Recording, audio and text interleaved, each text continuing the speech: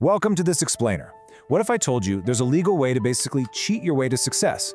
Today, we're going to break down how three German brothers, Mark Oliver and Alexander Samwer, built an absolute multi-billion-dollar empire.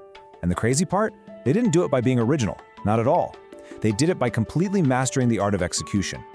Okay, let's dive into this by busting a massive startup myth right out of the gate. We're talking about this total obsession with the perfect original idea versus the brute force of ruthless execution. So many creators and entrepreneurs get totally paralyzed because they think they need to invent something the world has literally never seen.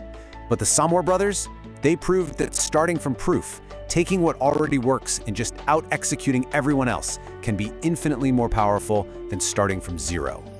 Section 1, the legal cheat code.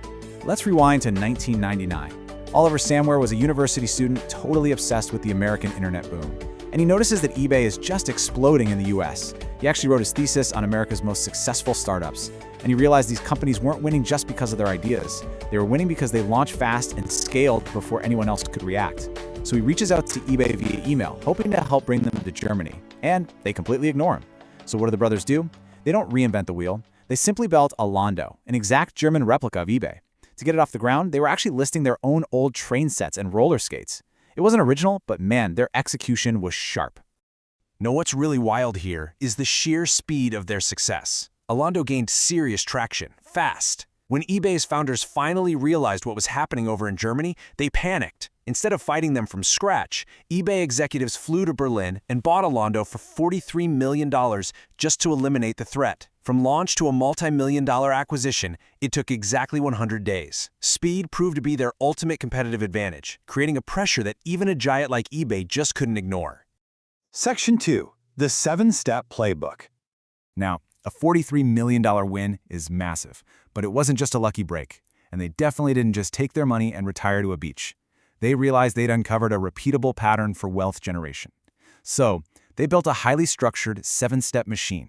It went like this. Scan the world for fast-growing US startups. Study the exact model. Identify untouched markets like Europe or Southeast Asia. Hire hungry, aggressive operators. Launch fast. Spend aggressively on marketing. And finally, ruthlessly scale before the original creators could even react.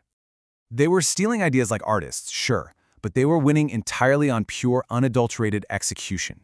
They even built a company called Rocket Internet to basically systemize the startup factory across multiple industries. Just look at the scale of these wins. They saw ringtone services taking off, created Jamba, and sold it for $270 million. They saw Facebook getting big, built Studio VZ, and sold it for $85 million. They noticed Groupon, launched CityDeal, and essentially forced Groupon to buy them out for roughly $267 million. They generated hundreds of millions repeatedly simply by bringing proven concepts to brand new markets. Section 3, the Airbnb trust barrier. But you know, every aggressive playbook eventually hits a wall. You can't just copy forever. Following their usual routine, the brothers cloned Airbnb to create a European version called Wimdu. They pumped money into it and aggressively poached hosts, fully expecting Airbnb to swoop in and buy them out. But Airbnb founder Brian Chesky saw things a little differently.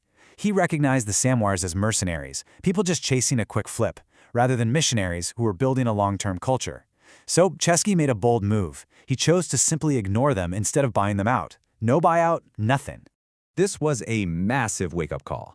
It turns out you can totally copy a website, but you cannot copy customer trust, culture, or long-term vision. Because Airbnb refused to acquire them, the brothers were forced to fund and run this cash-burning machine themselves. It taught them the really hard lesson that surface-level replication completely fails when a business relies heavily on deep community ethics and genuine human connection. Section 4, the long-term pivot. Realizing that quick flips and mercenary tactics had a ceiling, the Samwer Brothers had to evolve. They transitioned their strategy from being mere copycats looking to sell out to becoming actual, dedicated business builders. We see this evolution perfectly with their fashion e-commerce site Zalando. With this one, they stopped looking for that immediate exit. Instead, they really adapted the model. They focused intensely on local European needs, they mastered the grueling groundwork of complex logistics, and they actually prioritized earning genuine customer trust. They weren't building for a quick sale anymore. They were building for a public IPO. And playing the long game paid off massively. Because they actually focused on building value and trust, Zalando went public and hit a valuation of around $5 billion. Yeah, that's $5 billion with a B. It completely proved their ultimate mastery of business building once they finally combined their incredible speed with a true long-term vision. Section 5.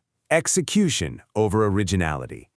So let's distill all this down to the core strategic insights you can actually apply to your own ventures. First, the sources reveal that true innovation often hides right there in local adaptation and distribution. Taking a proven global idea and deeply tailoring it to local languages, unique payment behaviors, and regional logistics isn't just stealing. It's a genuine service to a new market.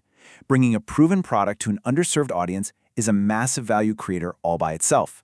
Second, leaning on speed and studying existing proof is absolutely going to give you a massive head start. But remember this quote, copying can open doors, but only building genuine trust keeps you inside. If you want to survive the long game, you eventually have to shift from that aggressive copying phase to earning real, undeniable customer loyalty. You have to become a builder. The ultimate takeaway from this explainer is that you absolutely do not need a perfectly original idea to start building something massive. Execution will beat originality every single time. So look for what works, adapt it for your audience, and just out-execute the competition. I'll leave you with this question. What proven concept are you going to execute on today? Let us know down in the comments.